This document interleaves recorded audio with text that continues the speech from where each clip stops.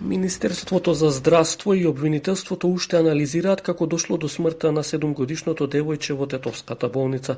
Министерот за здравство во вторникот во топ тема најави дека стручна комисија наредниот ден ќе го анализира извештајот на Државниот санитарен и здравствен инспекторат, но денес се уште нема заклучоци и насоки од таа експертска група.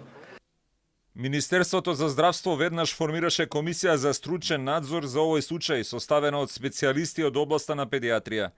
По извршениот стручен надзор, комисијата треба да го достави извештајот до Министерството за здравство.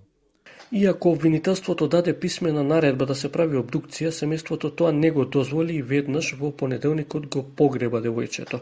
И оваа институција се уште работи на откривање на деталите. Основното јавно обвинителство Тетово издаде повеќе наредби и насоки за да се испита начинот на кој телото на починатото девојче било предадено, односно преземено од семејството.